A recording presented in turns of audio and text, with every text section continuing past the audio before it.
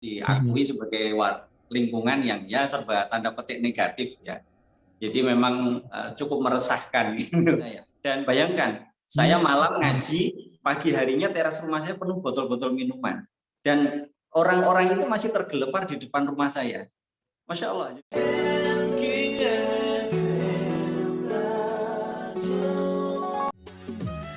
Bismillahirrahmanirrahim. Assalamualaikum warahmatullahi wabarakatuh. Disiarkan langsung dari lantai 2 Universitas Amikom Yogyakarta, 92,3 MKFM Jogja, inspirasi keluarga Indonesia. Alhamdulillah sahabat MK, Masya Allah ya. Mudah-mudahan Anda dimanapun berada dan juga yang sedang melakukan aktivitas di malam Ahad ini, sambil saya temani sahabat MK ya, insya Allah dengan perbincangan atau obrolan kita di program Kisah Inspirasi The Power of Sampah kali ini ya. Bersama Ustadz Ananto Isworo, insya Allah sampai jam 8:30. Dan saya ajak Anda untuk bergabung juga di WhatsApp MKFM Yogyakarta, atau juga menyimak langsung di live YouTube, di fanspage Facebook kami, kemudian di Instagram @mkfmjogja.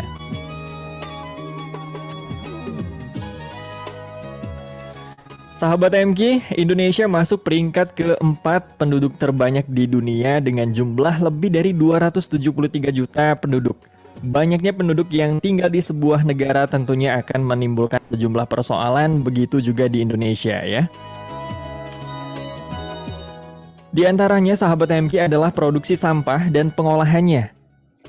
Kemudian meningkatnya volume sampah dari masing-masing rumah tangga jika tidak diimbangi dengan pengelolaan yang sistematis dan terpadu hanya akan menyebabkan terjadinya pencemaran dan penyakit.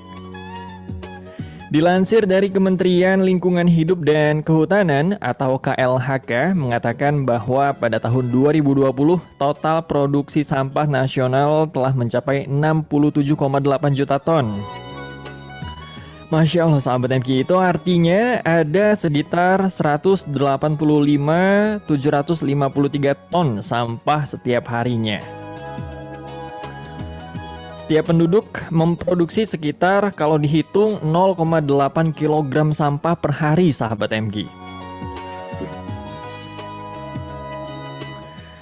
Pemerintah dengan melihat keadaan yang seperti itu pun juga ikut memunculkan program terhadap sampah di Indonesia, mulai dari adanya bank sampah sebagai salah satu solusi pengurangan volume sampah, serta mendorong sejak dini terhadap masyarakat untuk melakukan pengelolaan sampah dan peduli terhadap lingkungan.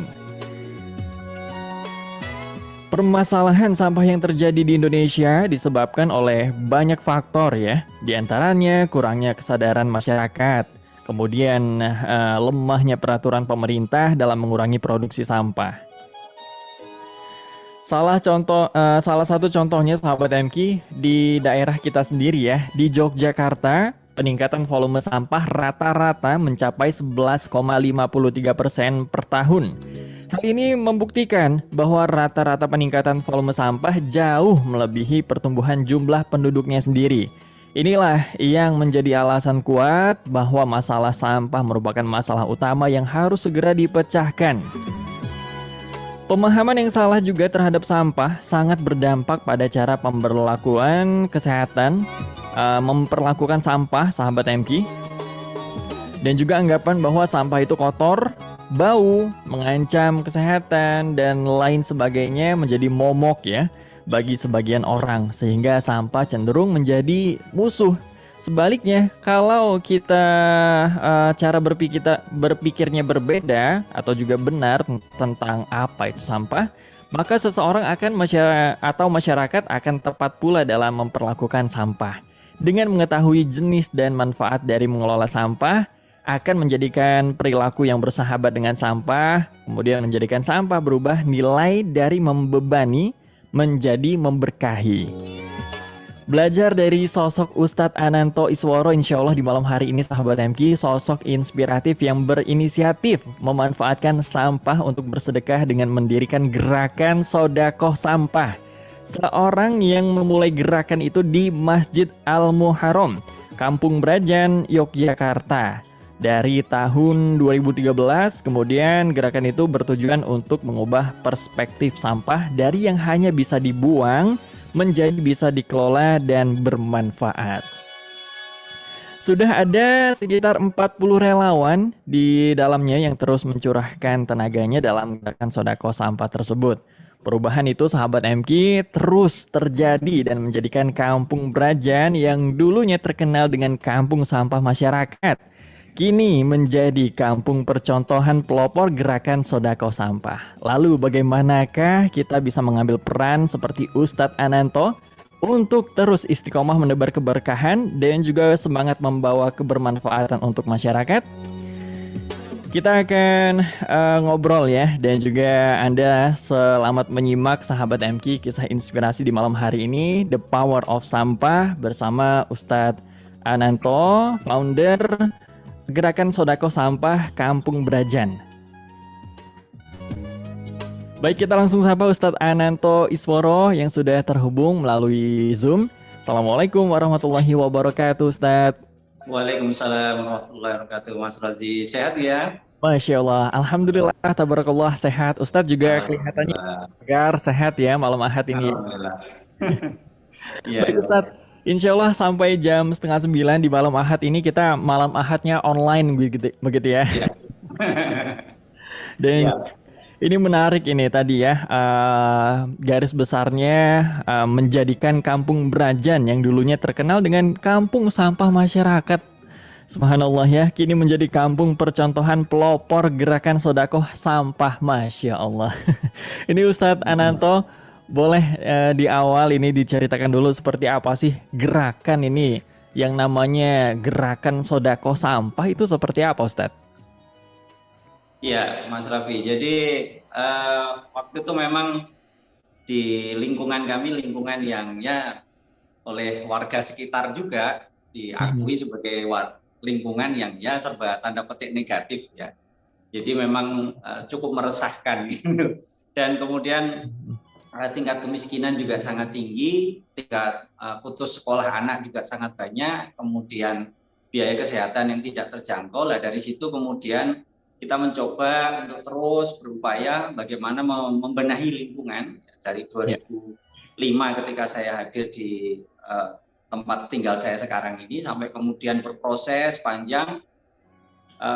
2007 baru kita mencoba membuat sekolah non formal, kemudian 2010 dan seterusnya sampainya 2013. Itu ya cukup panjang, memang cukup panjang, dan kita berproses lah. Ketika satu Ramadan kita mencoba, di Ramadan itu kan iftar banyak kertas kardus yang terbuang itu Mas Raffi. Nah, dari situlah kemudian kita muncul, yuk Bapak Ibu semuanya setelah buka puasa jangan dibuang kardusnya, tapi masukkan ke karung yang kita sediakan, insya Allah jadi pahala sedekah.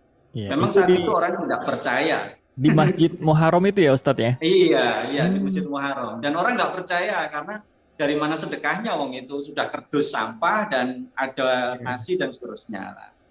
Ba'da subuh, setelah kuliah subuh saya pilah dan memang ya baunya sudah seperti itulah karena memang ada sisa nasi opor dan seterusnya. Tapi kemudian kita mencoba, masyarakat ini kan kalau tidak diberi tauladan, tidak diberi contoh langsung, kadang-kala kan underestimate ya terhadap konsep yang kita sampaikan. Maka satu pekan itu kita mencoba mencari sampah dari mana-mana, kita sembunyikan, kemudian di hari Ahad kita sampaikan di masjid. Siapa yang punya sampah plastik, kertas, besi, kaleng, macam-macam, wajan, panci, semuanya bawa ke masjid. Nah, dan sampah yang sudah kita cari tadi kita taruh di halaman masjid. Baru orang percaya, loh banyak gitu. Termasuk kemudian sebetulnya ini mengamalkan ya surat Ali Imran 134. Jadi alladzina yunfikuna fisyara wa dharra. Nafkahkan hartamu di waktu lapang maupun sempit. Karena kan begini Mas Raffi, banyak orang Islam itu tidak percaya diri ketika merasa dirinya miskin, akhirnya tidak mau sedekah karena alasannya tidak mampu.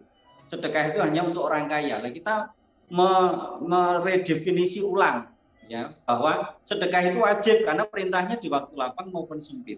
Maka kita katakan ke simbah-simbah waktu itu, kalau simbah punya panci, punya wajan, serotil, kaleng, biskuit gitu kan, ya habis mandi bungkus sabunnya kemana, kumpulkan bawa ke masjid.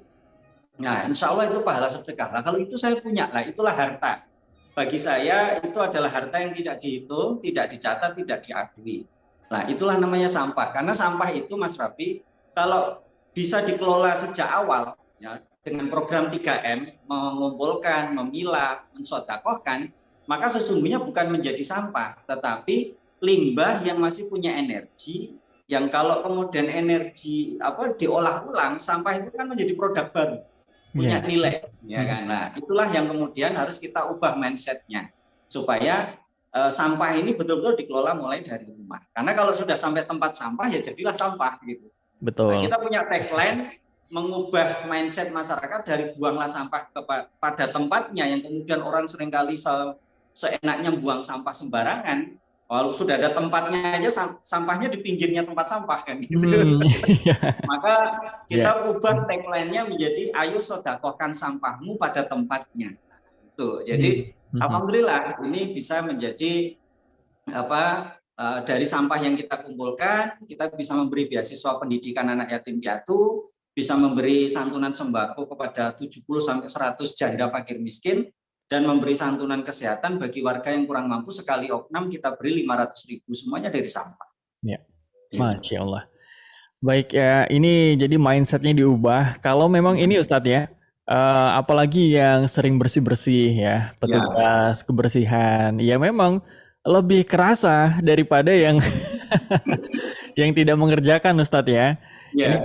paling berasa ini ya. Orang yang tidak mampu sekalipun itu mereka bisa bersedekah dan happiness-nya menjadi naik. Iya, iya. Karena akhirnya derajatnya sama, orang kaya bisa sedekah, orang miskin juga bisa sedekah, dan sama derajatnya.